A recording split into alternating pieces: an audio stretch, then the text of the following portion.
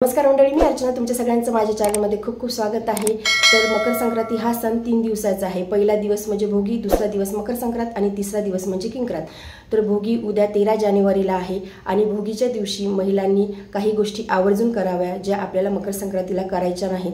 तर का भोगीच्या दिवशी काय करावं, काय टाळावं या सगळ्यांबद्दलचीच माहिती आपण आजच्या व्हिडिओमध्ये बघणार आहोत। त्यामुळे व्हिडिओ शेवटपर्यंत नक्की बघा जेणेकरून संपूर्ण माहिती तुम्हाला मिळू शकेल। "न खाई भोगी तो सदा रोगी" ही म्हण आपण ऐकलेलीच आहे।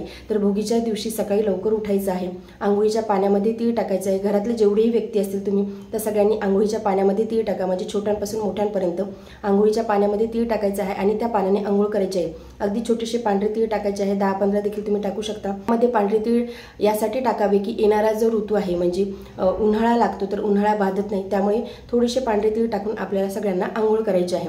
त्यानंतर भोगीच्या दिवशी महिलांनी आवर्जून केस धुवून घ्यायचे आहे। भोगीच्या दिवशी मकर संक्रांतीच्या दिवशी केस धुवायचे नसतात, त्यामुळे भोगीच्याच दिवशी तुम्ही केस धुवून घ्या। भोगीच्या दिवशी तिळगुळ देखील बनवून घ्यायचा आहे आणि भोगीच्याच दिवशी जे काही वाण असते, ववसा आपण ज्याला म्हणतो, तो काढून घ्यायचा आहे। म्हणजे आपण त्यामध्ये बोरं टाकतो, पेरू टाकतो, गाजर टाकतो, ऊस टाकतो, सगळं जे काही वाणाचं जे सामान आहे, हरभरा, ते सगळं भोगीच्याच दिवशी आपल्याला तयार करून ठेवायचं असते। आणि असं म्हटलं जाते, म्हणजे आमच्याकडे तर अशी पद्धत आहे की ऊस किंवा गाजर किंवा पेरू ज्या वस्तू कट करायच्या असतात त्या स्त्रिया करत नाही, ते पुरुष मंडळीच कट करून देतात।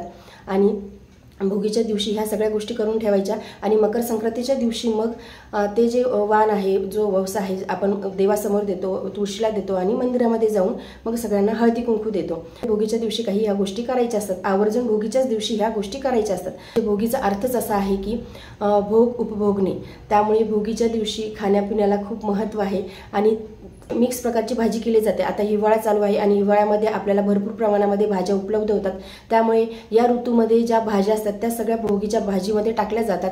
त्यामध्ये आवर्जून बोर टाकले जाते, तीळ देखील टाकले जातात। मग आमच्या इकडे आम्ही 12 प्रकारच्या भाज्या घेतो आणि त्याची भाजी आम्ही बनवतो आणि बाजरीची भाकरी देखील बनवली जाते, त्याला तीळ लावले जाते। तांदूळ आणि मूग याची मिक्स खिचडी देखील बनवली जाते, म्हणजे ज्याला आपण मुंगाची खिचडी म्हणतो ती देखील आवर्जून भोगीच्या दिवशी बनवायची असते आणि याचा नैवेद्य देवांना दाखवायचा आणि त्यानंतर आपण तो ग्रहण करायचा असतो। तर भोगीच्या दिवशी सकाळी तुम्ही हा नैवेद्य जरूर बनवा। तसं तर सकाळी जर नाही जमलं तर तुम्ही संध्याकाळच्या याच्यामध्ये देखील बनवू शकता, परंतु तुम्ही भोगीच्या दिवशी आवर्जून हा नैवेद्य बनवा, कारण भोगीचा अर्थच हा आहे की उपभोग घेणे। त्यामुळे ह्या गोष्टीचा उपभोग आपण घेतला पाहिजे, ह्या गोष्टी आपण ग्रहण केल्या पाहिजे। कारण की बघा, आता मकर संक्रांत हा सण हिवाळ्यामध्ये येतो आणि हिवाळ्यामध्ये आपल्या शरीराला ऊब मिळावी त्यामुळे भोगीची भाजी आणि बाजरीची भाकरी खाल्ली जाते, मुंगाच्या डाळीची खिचडी देखील देवांना दाखवली जाते।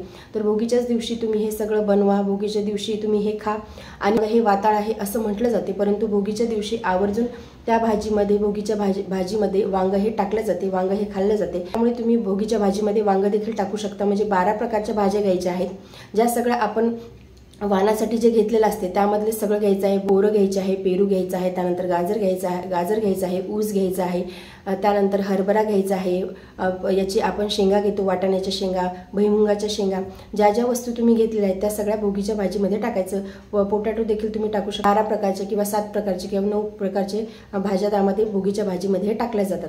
तर त्यात अशा प्रकारे आपल्याला अतिशय साध्या सिंपल पद्धतीने भोगीचा दिवस साजरा करायचा आहे। आणि भोगीच्या दिवशी मी तुम्हाला आवर्जून सांगितले की 3 गोष्टी आपल्याला करून घ्यायच्या आहेत। एकतर सगळ्या महिलांनी केस धुवून घ्यायचे आहे, त्यानंतर जे तिळगुळ आहे ते भोगीच्याच दिवशी बनवून घ्यायचं आहे आणि जे काही वाण आपण जे तयार करतो ते देखील भोगीच्याच दिवशी तयार करून घ्यायचं आहे। ह्या सगळ्या गोष्टी भोगीच्या दिवशी आपल्याला करायच्या आहेत। तर आजच्या व्हिडिओमध्ये एवढेच। व्हिडिओ जर तुम्हाला आवडला असेल तर व्हिडिओ लाईक करा, चॅनल सबस्क्राईब करा आणि तुम्हाला काही प्रश्न असतात कमेंट बॉक्समध्ये नक्की विचारा। धन्यवाद।